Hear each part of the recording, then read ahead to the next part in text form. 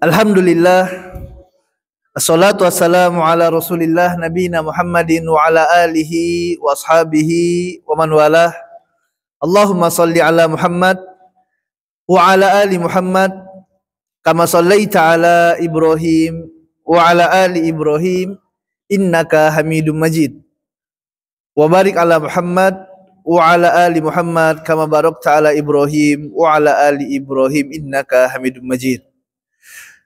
Bapak-bapak dan ibu-ibu kaum muslimin dan muslimat yang berbahagia, alhamdulillah senantiasa puji dan syukur kita panjatkan kepada Allah Taala yang mana atas limpahan nikmat, limpahan karunia yang Allah Ta'ala berikan, kita dapat berkumpul di tempat yang penuh barokah ini, di salah satu rumah dari rumah-rumah Allah Ta'ala, Masjid Nurul Iman, cahaya iman, yang kita mengharap pada Allah Ta'ala agar Allah Ta'ala masukkan cahaya iman itu ke dalam dada-dada kita semuanya, dan dengannya Allah Ta'ala berikan kepada kita keistiqomahan dalam menjalani kehidupan, dan kita dapat menjumpai Allah Ta'ala nanti dalam keadaan husnul khotimah.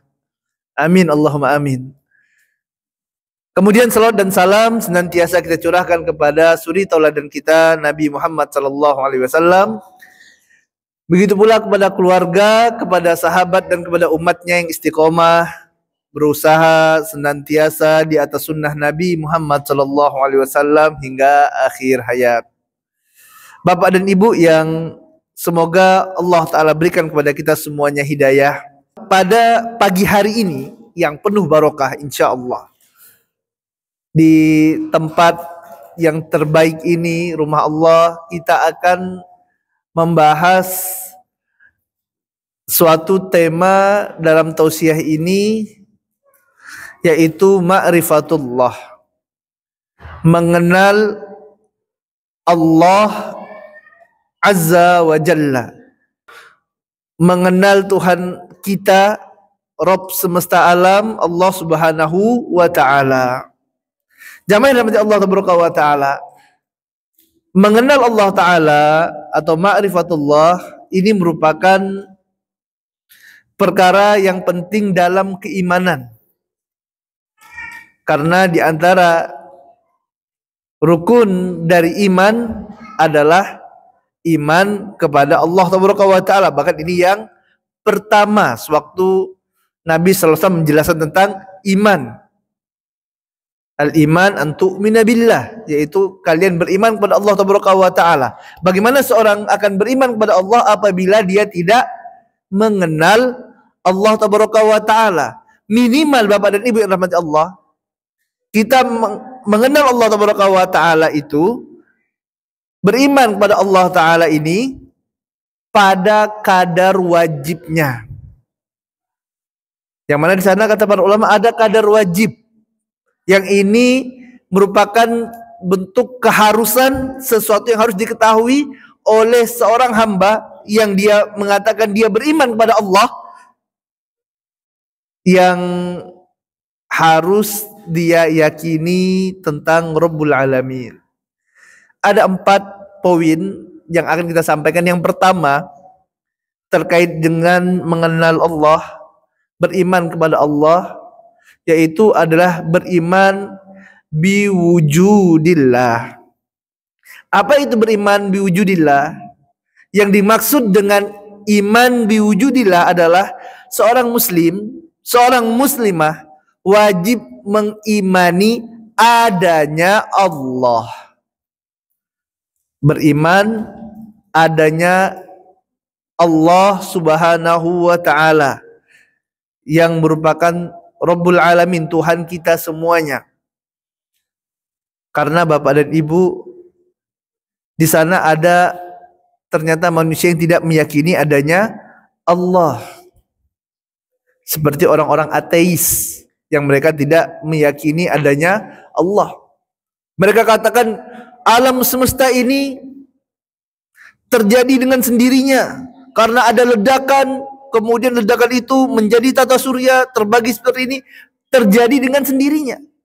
Bumi ini terjadi dengan sendirinya. Dia tidak mengimani Allah Subhanahu wa taala sebagai penciptanya. Matahari yang terbit dari timur, tenggelam ke barat. Kemudian bagaimana air yang mengalir, sungai-sungai, gunung-gunung yang begitu indah. Dia katakan apa? Ini semuanya terjadi dengan sendirinya. Ini orang-orang ateis, tidak beriman kepada Allah. Maka seorang muslim di antara wajib dalam keimanannya yang pertama ini, dalam rangka dia mengenal Allah tabaraka wa taala, dia harus meyakini adanya Allah Subhanahu wa taala. Ini yang pertama Bapak dan Ibu yang harus kita yakini, al-iman biwujudillah. Kemudian yang kedua, setelah kita beriman tentang adanya Allah tabaraka wa taala, maka wajib bagi kita untuk mengimani rububiyah Allah. Apa itu rububiyah Allah?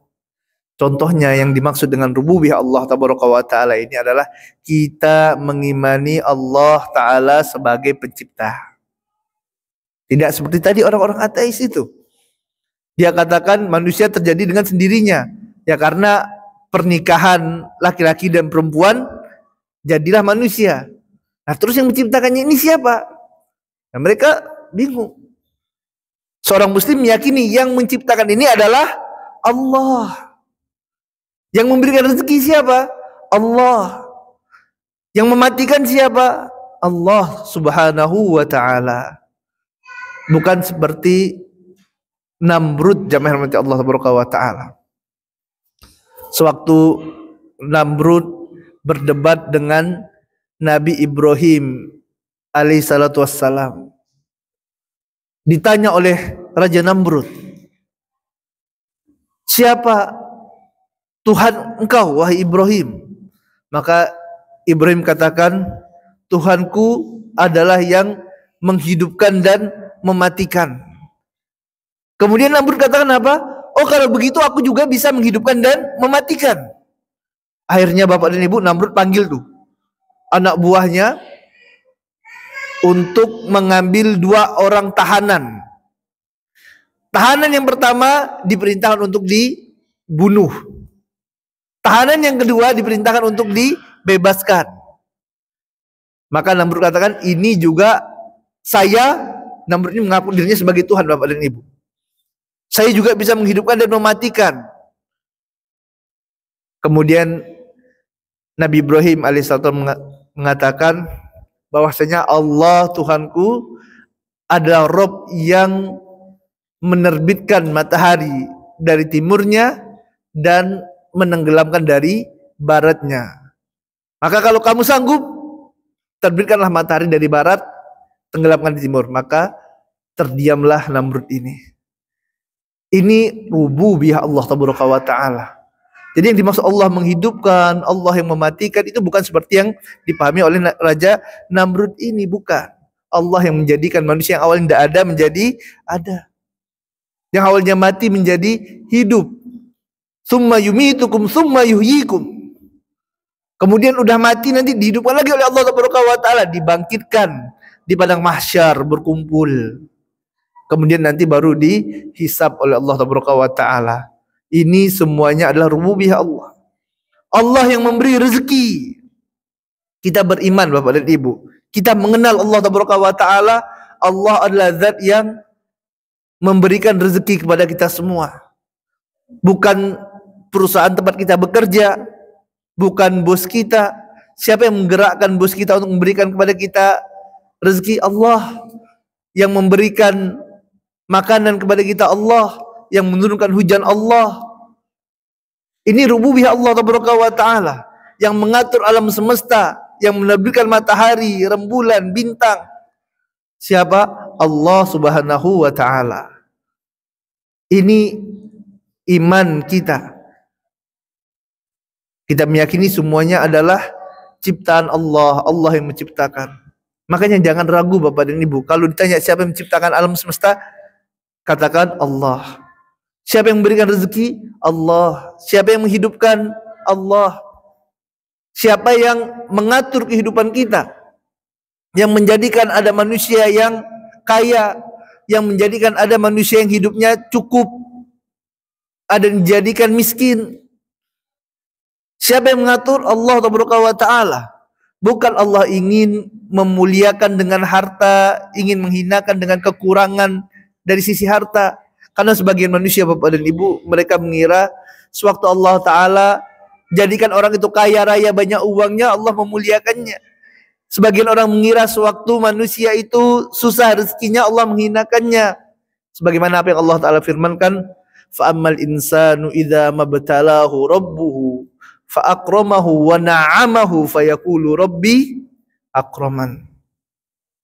Fa'ammal insan, ada manusia, idza mabtalahu rabbuhu, apabila Allah Ta'ala uji dia dengan banyaknya harta, kenikmatan, banyak uangnya, tinggi jabatannya, fayaqulu rabbi akraman, mereka katakan Allah memuliakanku. Kata manusia, mereka kira Allah memuliakan dengan hartanya.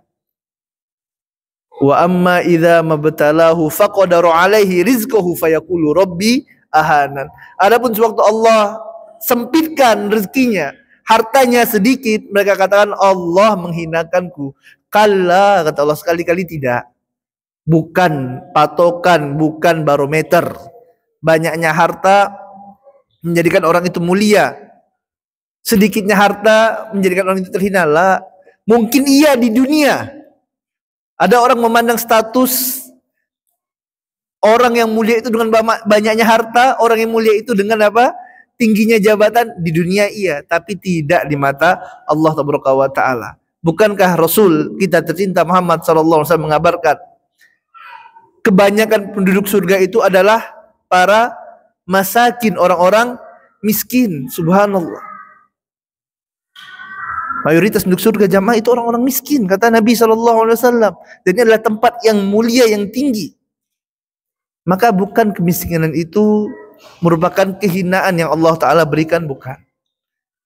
Harta, banyaknya harta, kurangnya harta, ini merupakan ibtila, ujian dari Allah Ta'ala.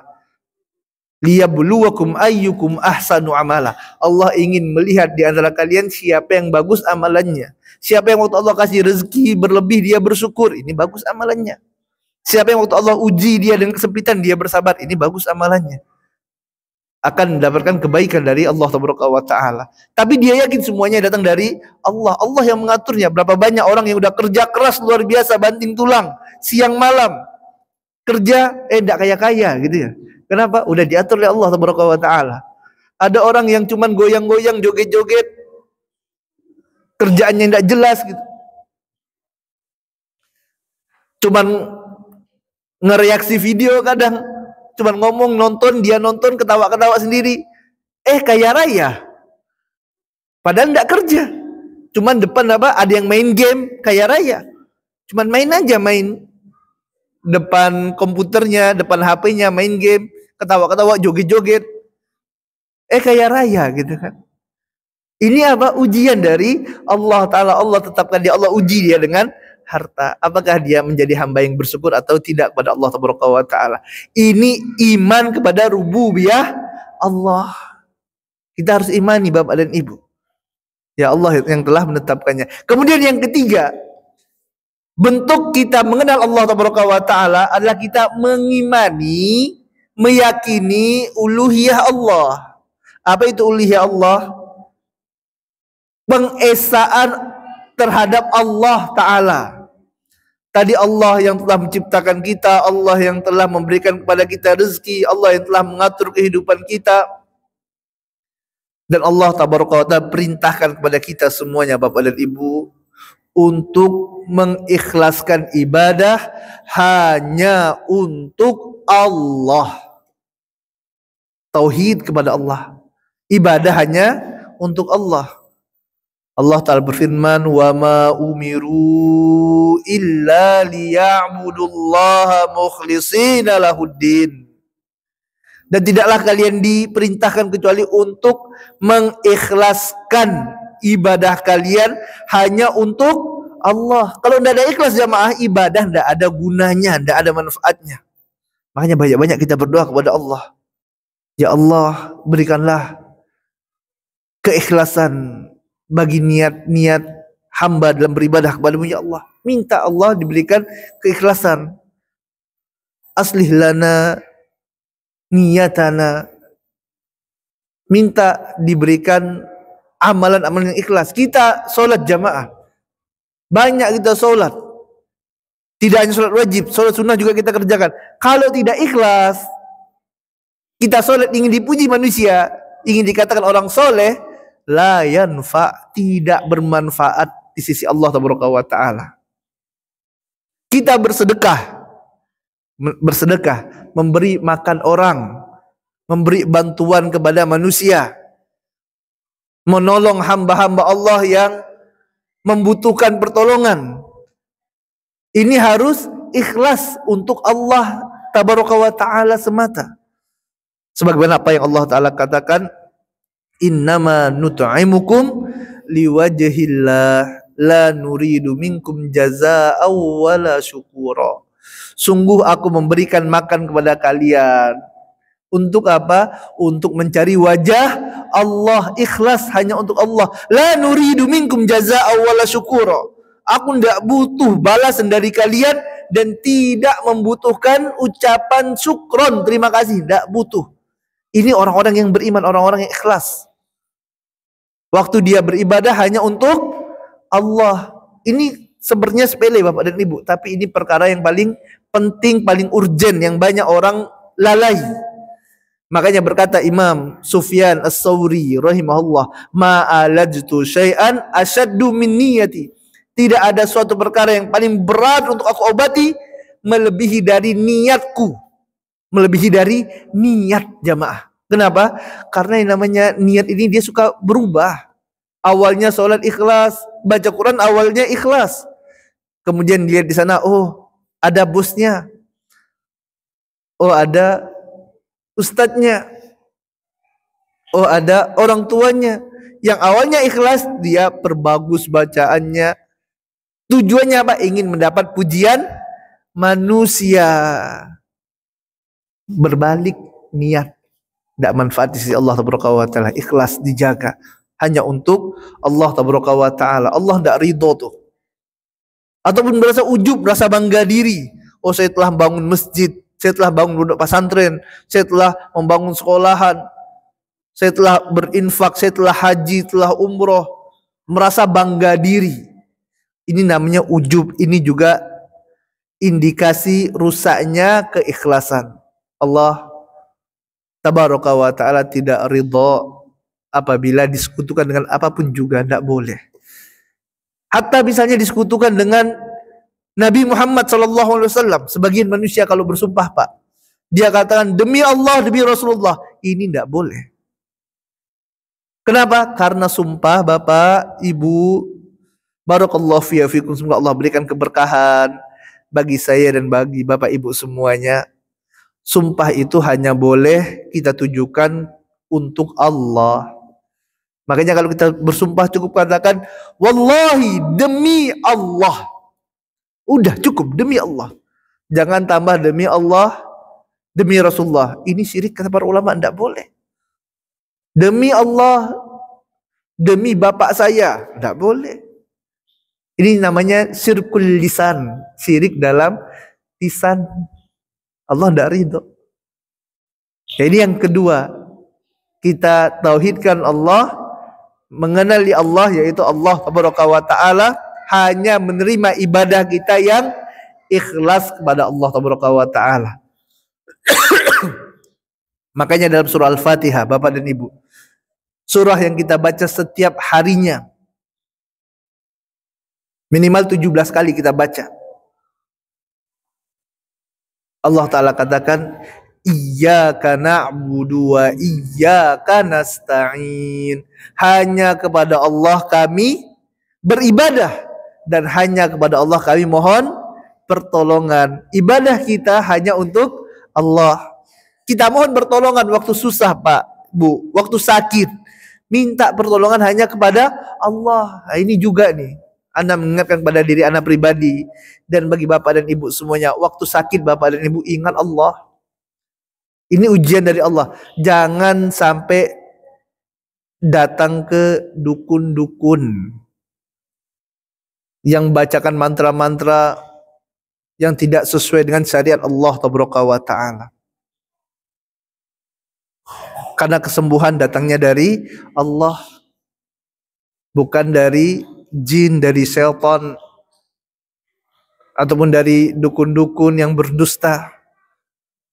Ya, ini perlu diperhatikan karena ini masuk dalam kategori tidak beriman nanti kepada Allah dalam uluhiyah Allah. Kemudian yang terakhir, yang keempat adalah kita mengenal Allah Ta'ala, mengenal Allah dengan nama-nama Allah dan sifat-sifat Allah Ta'ala. Bapak dan Ibu yang rahmati Allah Ta'ala, dalam Quran Surah Al-Fatihah kita baca setiap harinya,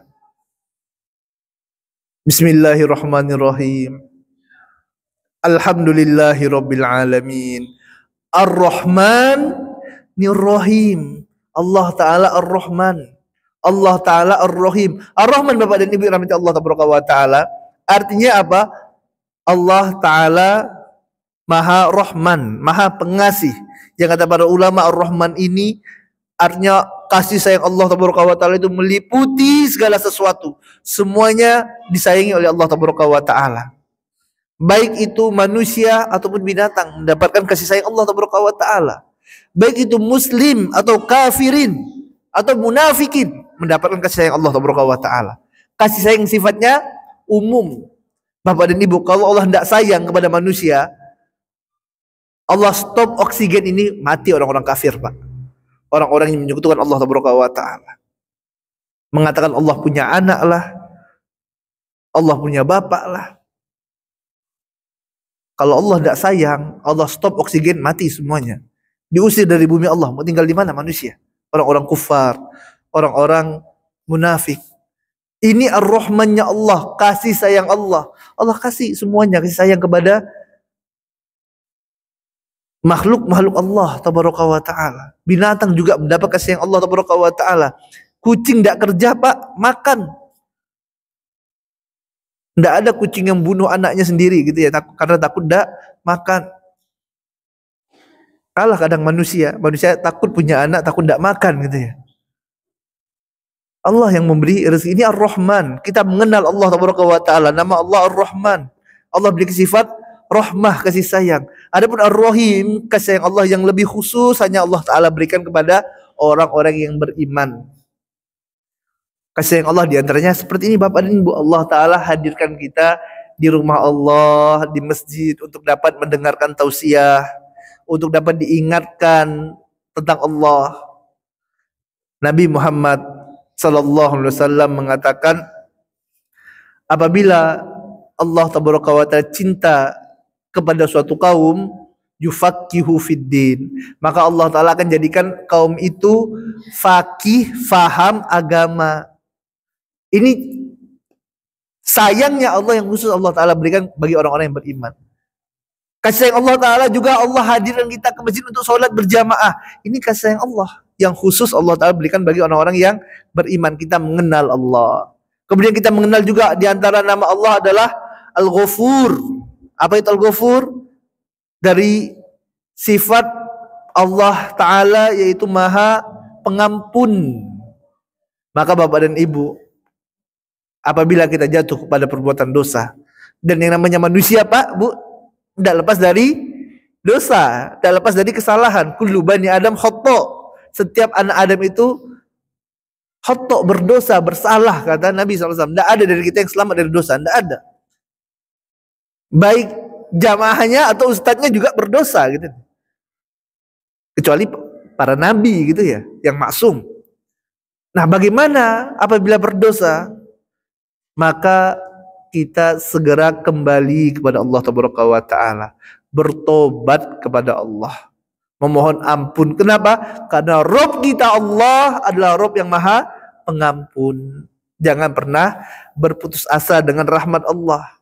Jamaah, dalam suatu hadis Nabi tercinta SAW mengatakan, ada seorang yang datang menghadap Allah Taala pada hari kiamat, Bapak dan Ibu, membawa dosa sebesar bumi.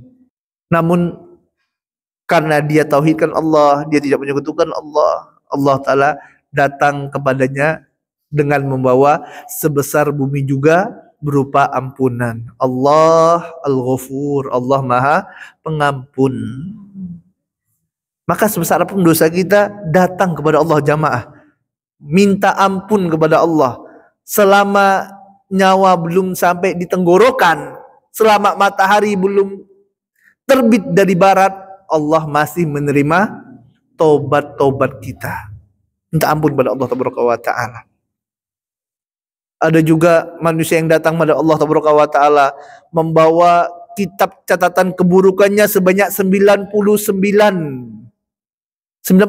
catatan buku berupa keburukan, yang mana satu aja dibuka, muddal basar, sejauh mata memandang, banyak sekali dosanya. Kemudian datang kepada Allah Taala, yang pada waktu itu dia juga memandang dirinya akan binasa dikarenakan banyaknya dosanya.